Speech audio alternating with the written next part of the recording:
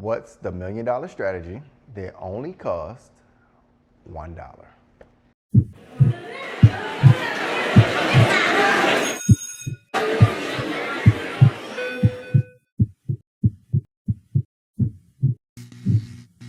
My first 3 years of teaching, very, very interesting to say the least. I was trying to figure out classroom management, and I soaked up information like a sponge. Call parents. Be tough on these kids. Don't smile. Crazy, right? Don't smile. Keep kids after school. Give consequences. I don't play with these kids. That's what a lot of teachers said, for whatever reason, but whatever.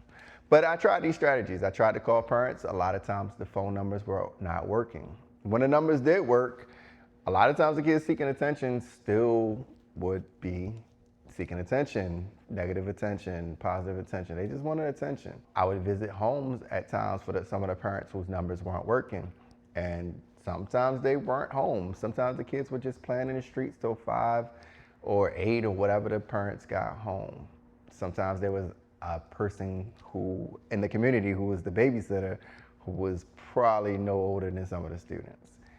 I've seen a lot in the neighborhoods, and you'll see a lot if you get into the community. But I was just still trying to figure out, how can I get this classroom management thing down? All these strategies of being tough and being strict and keeping kids out of school, it seemed that they weren't having the effect that teachers raved about. So I felt kind of stuck until I remembered something one of my favorite teachers used to do.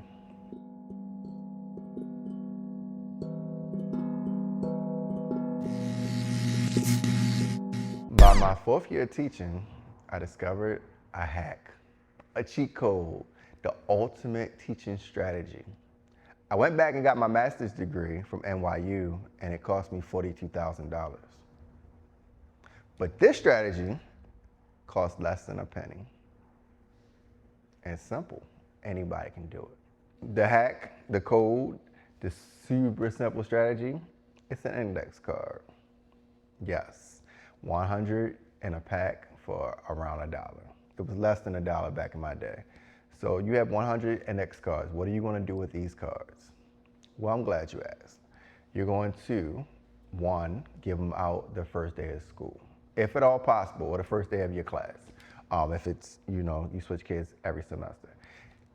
Pass them out at the same time you're passing out their emergency cards, because they're already used to filling out information about their names, their parents' names, their addresses, all that good stuff. It's a good time to get names, phone numbers of students, parents, nicknames, siblings, any information you could think of that you want from a child that's not in trouble. First day of school, first day of your class would be a great time to get it, because imagine getting a phone number from a child you just said, I'm going to call your mother for cussing me out. You think you're going to get the right number at that time? Think about it. Also, include hobbies on the card. That's the most important part. What does the student like to do outside of school? Do they play football? Are they in a band? Do they do dance? Those are some of the things. Do they like art? Are they really into basketball? Who's their favorite athlete? Sometimes you could alter your assignments based on this information. There's so much you can do with this card. Mainly get their parents' information, their names, their addresses, figure out who their siblings are, have them write down their siblings that go to the school, have them write down who picks them up from school, how they get home from school.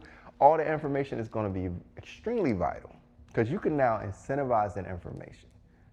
You could also use it as punishment, but we'll talk about that in a different video. But the better hack is incentivizing, giving privileges based on this information. We'll talk about that in further videos, but for now, you just want to collect this information, figure out these students, learn as much information as you can about them. You're starting to build community. You're starting to build a database of knowledge about your students. It's going to come in handy throughout the entire school year, trust me. So now you spent $1 on a pack of index cards. Now you have leverage. You know who the student walks home with. You know the student's phone numbers, their parents' phone numbers, possibly email. You don't have to rely on Wi-Fi.